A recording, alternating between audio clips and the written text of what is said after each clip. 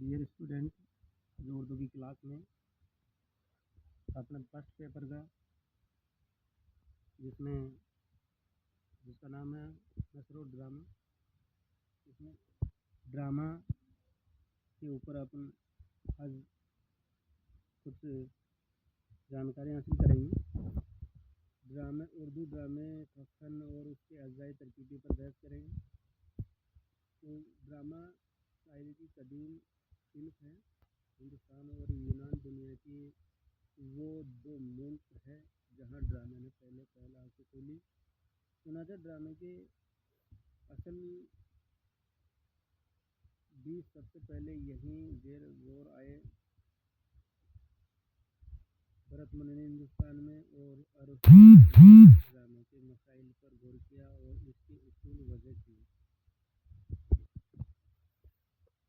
ड्रामे का फन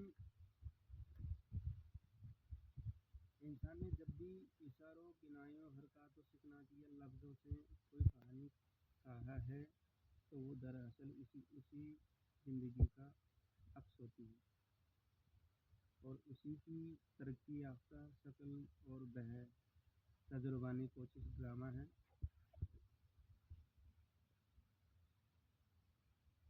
ड्रामे यूनानी ज़बान के लफ्ज़ ड्रामा से निकला है जिसके मानी अमल के हैं, यानी कि किसी काम को करना या करके दिखाना। उसको हम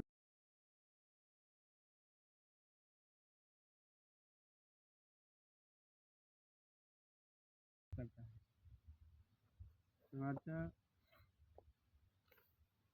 हम कह सकते हैं कि ड्रामा ज़िंदगी की एक नकल है जो अदाकारों के ज़रिए देखने वालों के सामने इस तरह पेश की जाती है कि बिल्कुल सच्ची और असल मालूम है।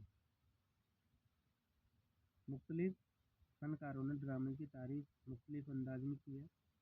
शारकी का ख्याल है, हमने ड्रामाई फ़न की तारीफ यूँ की है कि ये ऐसे अनासिर का मजमूआ है जिनकी मदद से थिएटर में ज़िंदगी को पेश करते हैं और तमाशाइयों के 12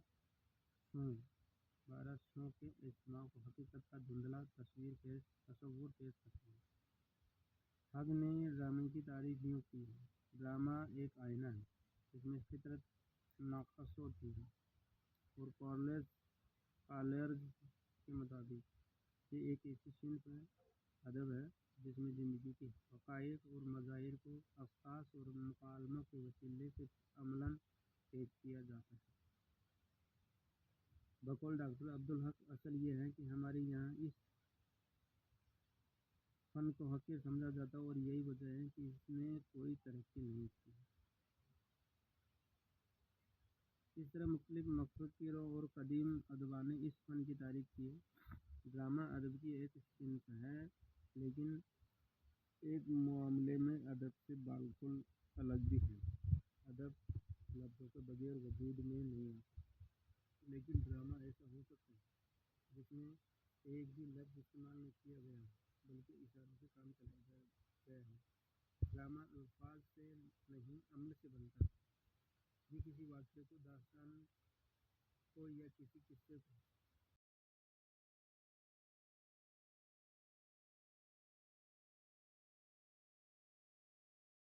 कर दिया।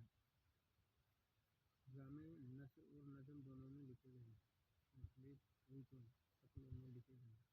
किताबी ड्रामे, रेडियो, फिल्म, टेलीविज़न के ड्रामों में फ़र्क देखने और सुनने में आता है।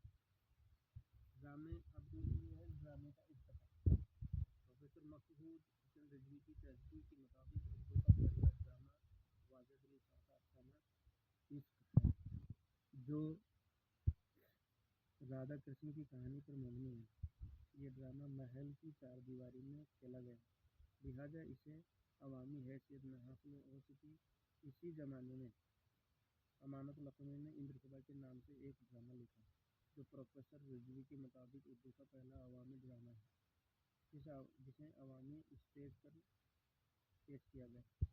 इस ड्रामे को उसके शायराना हुस्न, ज़बान की सफाई, शीरीनी और हिंदुस्तानी देवमाला के लतीफ़ इम्तिजाज की वजह से काफ़ी अवामी मकबूलियत हासिल हुई। 19ویں صدی کے نصف آخر میں فارسی اردو تھیٹر کا آغاز ہوا۔ اس تھیٹر کے ڈراموں میں جراحت اور شعور کے عناصر کا زور رہا۔ عوامی جذبات کے تسکین و پیش نظر ہونے کی وجہ سے یہ حیران ڈرامے فحش و سطحی جذباتیت کی حامل ہیں۔ اردو ڈرامے کو عظمت و وقار اس وقت حاصل ہوا جب اس میں طالب بنارسی، احسن لکھنوی، بیتاب بریلوی جیسے باشعور ڈرامہ نگاروں کی خدمات حاصل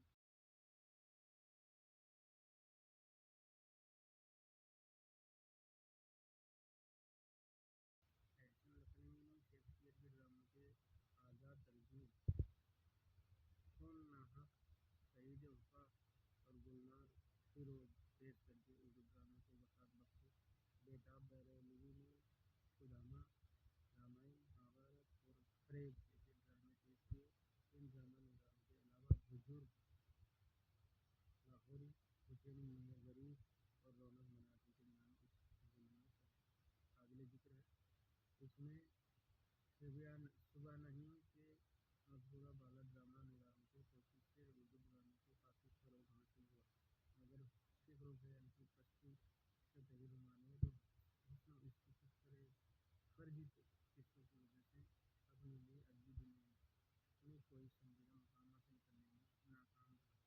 اردو ڈرامے کو نئے افقوں سے روشناس کرانے والے آغا کاشاں ہیں،